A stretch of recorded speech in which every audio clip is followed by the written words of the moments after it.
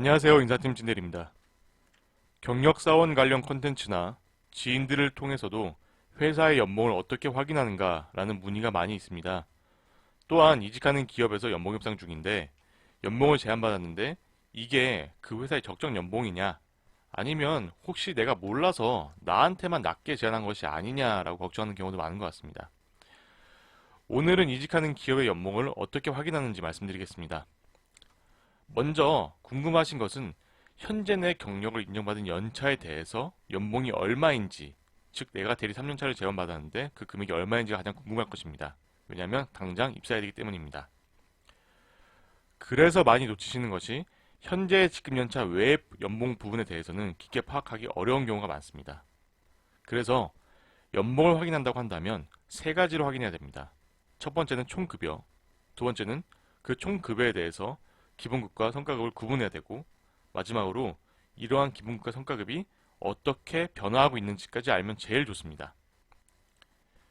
제가 여러 영상을 통해서 말씀드렸지만은 대부분의 기업에서는 연봉 협상 시에 기본급을 기준으로 하고 있습니다. 그래서 성과급과 분리하는 것이 필요합니다. 그리고 이러한 성과급은 기본급과 어떠한 추세로 진행되는지 감을 잡으면 좋습니다. 예를 들어서 코로나로 인해서 여행업계의 성과급을 기대하기 힘들 가능성이 높습니다. 이럴 때 연봉 확인서에는 실적에 따라서 성과급을 지급할 수 있고 크기는 100%이다 라고 할 수도 있습니다. 하지만 현실적으로 올해 같은 경우는 해당 금액을 받기는 어려울 것입니다.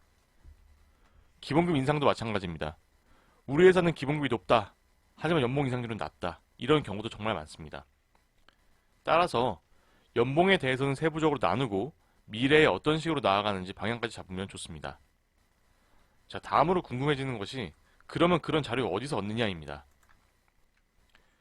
주로 찾아보시는 것이 아마도 블라인드, 사람인, 잡플래닛, 크레딧잡 등일 것입니다.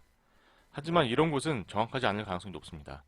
그래서 연봉 정보에 대해서 찾을 수 있는 루트와 그 루트별 장단점은 보시는 바와 같습니다. 먼저 해당 인사팀의 경우에는 거의 정확한 내용을 알고 있습니다.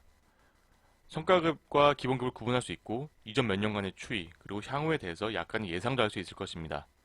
하지만 단점은 지원자에게 오픈할 가능성은 매우 적습니다.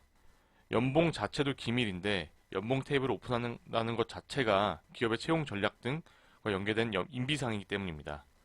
담당자 징계가 아니라 잘릴 가능성이 높아집니다. 자, 그럼 차선책은 무엇일까요? 해당 기업에 재직 중인 지인입니다. 장점은 연봉에 대해서 그리고 기본급과 성과급을 구분하는 데 비교적 정확합니다. 그리고 접근하기도 쉽습니다. 단점은 해당 직급에 대해서 한정적으로 할 가능성이 높습니다. 따라서 향후의 연봉 인상 폭 등에 대해서 예상이 어려울 수는 있습니다. 그 다음은 헤드헌터입니다. 헤드헌터 중에서도 해당 기업과 오랜 기간 관계를 형성한 사람은 연봉 구조에 대해서 알고 있습니다. 단점은 이런 헤드헌터가 적습니다. 제 개인적으로는 5%가 안 되는 것 같습니다. 그래서 헤드헌터를 통해서 지원하시는 경우라면 위의 세 가지는 문의하시기 바랍니다. 마지막으로 외부 사이트입니다. 장점은 접근성이 매우 좋습니다. 일반적으로 현 직장의 후기만 작성하면 타 기업의 연봉을 직급이나 직무별로 조회하는 것이 가능합니다. 단점은 정확하지 않습니다. 모수가 적을 수 있고 개인이 잘못된 값을 넣거나 특별 보너스를 받는 경우 휴직으로 인한 임금 감소 등 검증이 어려운 데이터가 쌓여 있습니다. 다만 그래도 모수가 많다면 어느 정도 정확도는 있습니다. 개인적으로는 지인 찬스 쓰는 것이 가장 좋다고 생각합니다. 그리고 외부 사이트는 아마도 크레딧잡이 가장 정확하지 않나 라고 생각합니다. 여러분들의 만족스러운 회사 생활을 기원드립니다. 오늘도 감사합니다. 찐대리입니다.